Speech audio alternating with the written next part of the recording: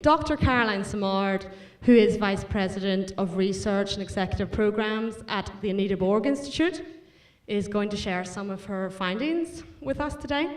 I want to talk today a little bit about our research.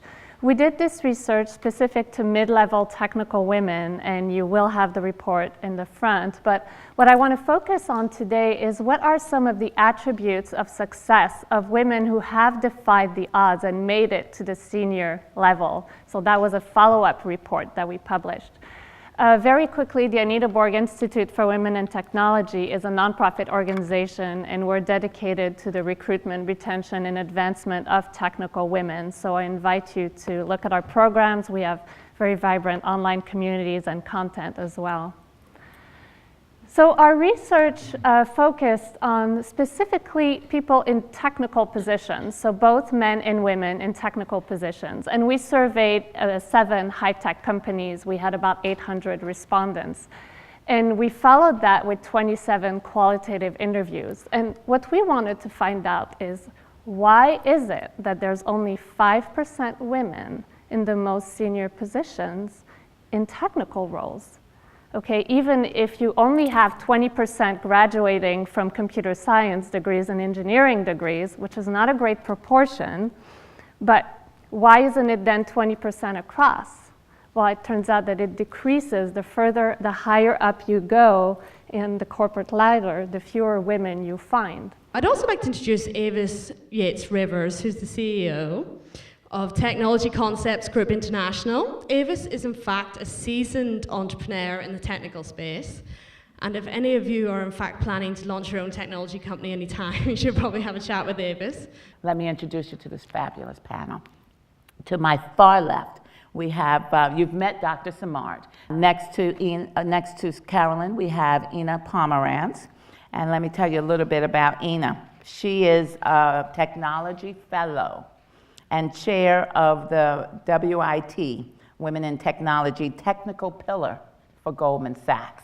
Next to Ina, we have Ms. Yvonne Schneider, who is the Senior Vice President for Global Commercial Services Technologies with American Express. And then last but not least, to my near right, left, is Wendy Stops, who is the Global Managing Director of Quality and Client Satisfaction of Technology for Accenture.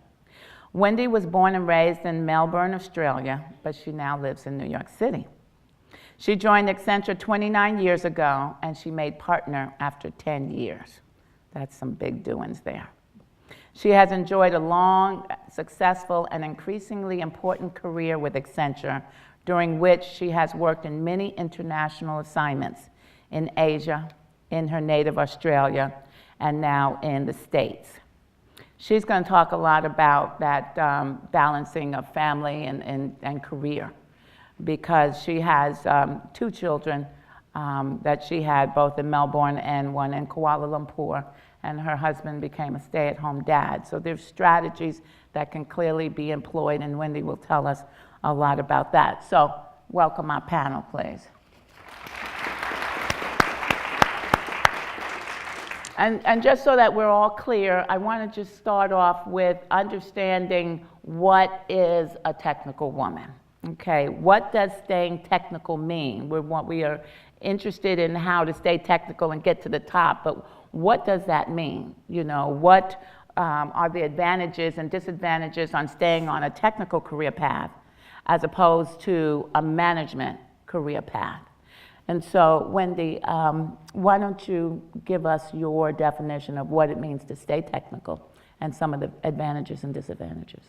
I think staying technical has different meanings to different people, and for me, I think you can be both technical and in management, because I think it's actually very important if you start off in a technical environment and you work for a company that does a lot of technical things, that even when you move into management, you have to remain somewhat technical.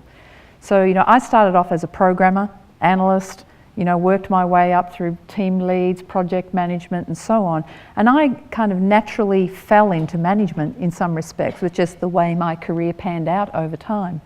And one of the things, some of the things that I do and that I believe in is you have to stay when you're technical, you have to understand the business. When you're in management, you have to still understand the technology.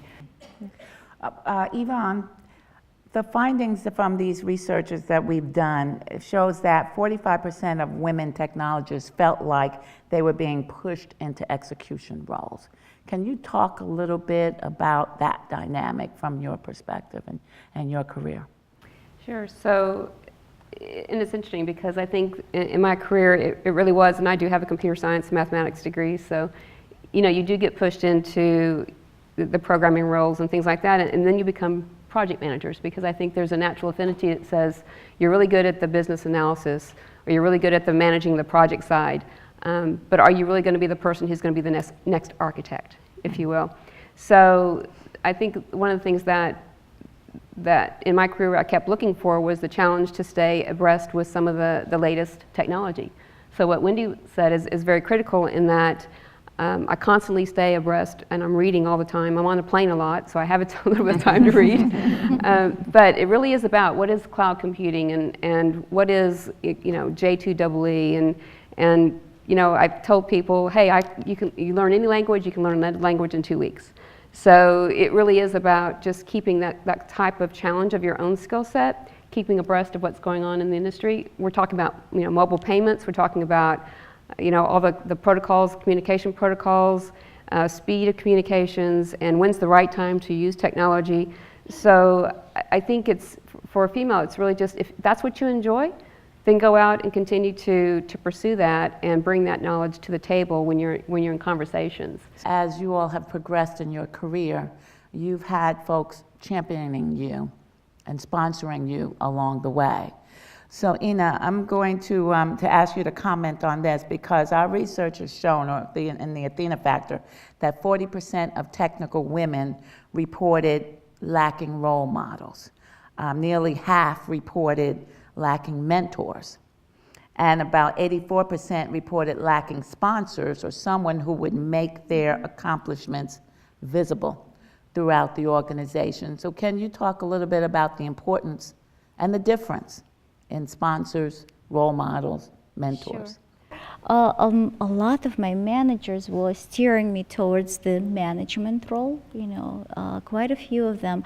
And I always knew what was really important to me. And, you are the best expert in yourself. You know what energizes you, and you really should follow that passion. But just because of that perception that is still out there, that the management roles, are more successful roles, I think that having role model is essential.